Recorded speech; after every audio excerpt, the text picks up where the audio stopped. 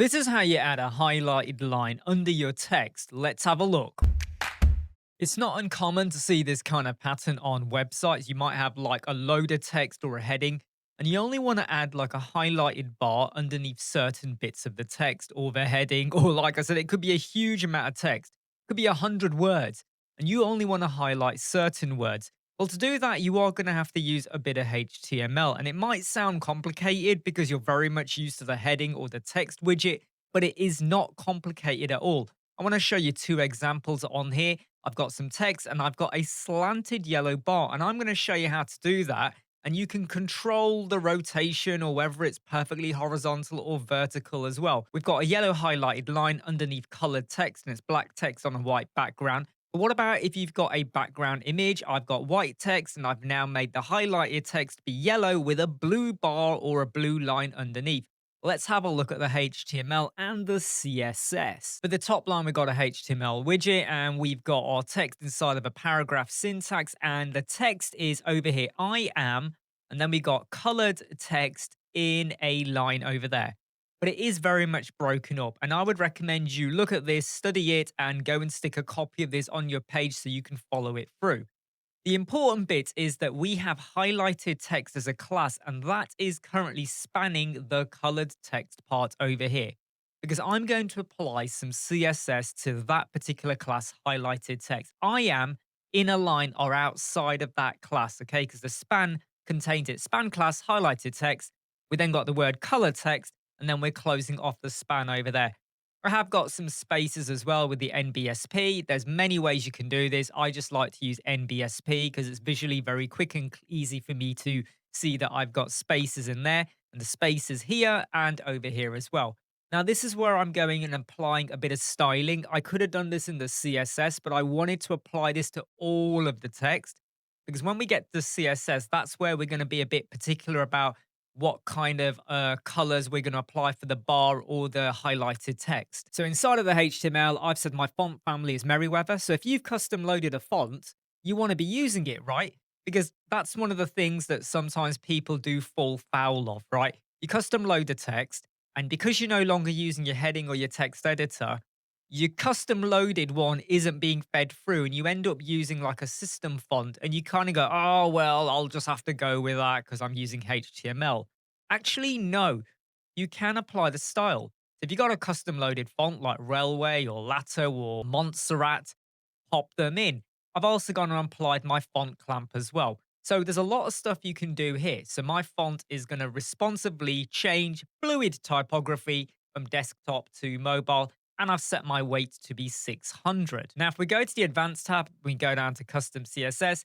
This is where a lot of the other magic happens. Because I've already defined what the font size was with the clamp, I've just said inherit. So that just makes sure it inherits whatever the font clamp was. I've set a Z index of 1. That's because this then sits in front of the line. And I've gone and set my color as well to be 222. If you look at the color of the text over there and I change this, can you now see how the color has changed? So you got a lot of control over here. So you can have a color. Well, it's a standard typography color that's coming through, by the way, when you go into your global styles.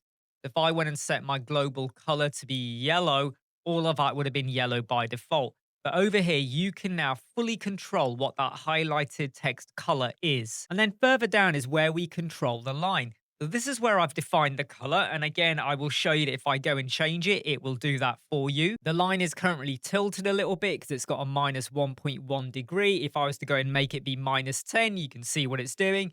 If you set it to be 0, it will be perfectly flat. I just want to show you that if I had gone and done something like 90, it is 90.1.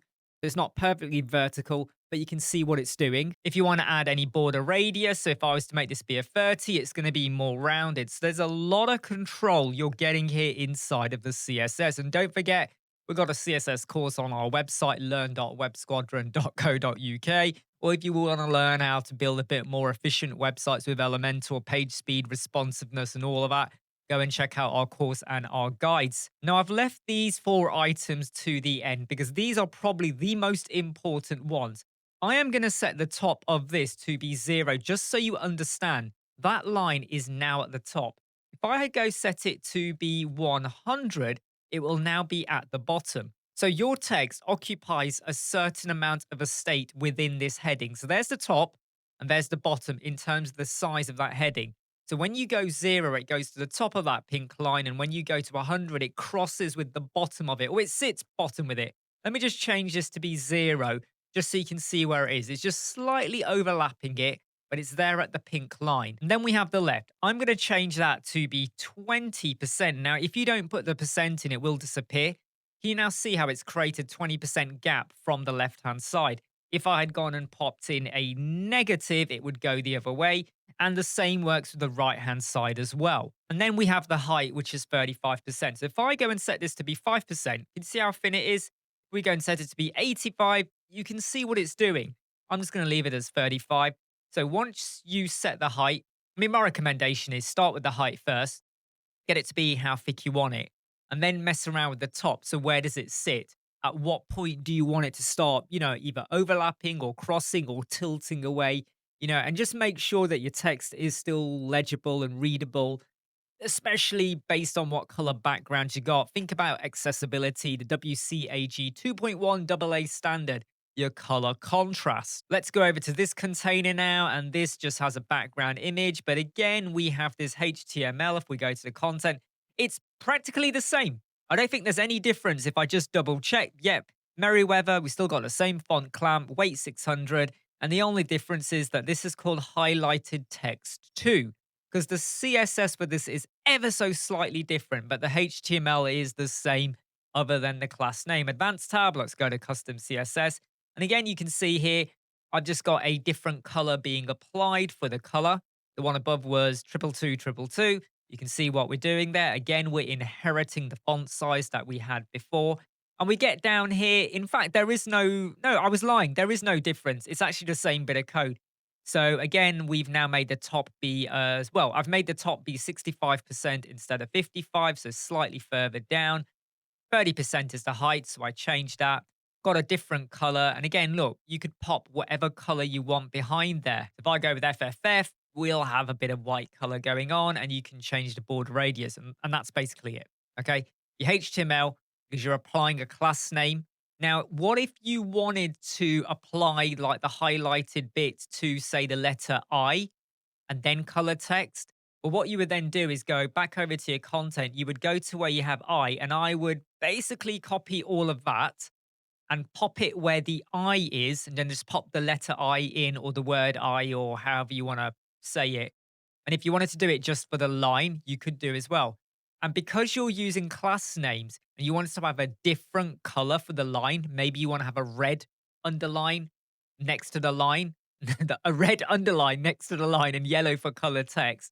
You could then have a different class name. And then inside of your CSS, you would just make a copy of, say, this bit over here, paste it below, make sure you got the right class name over there.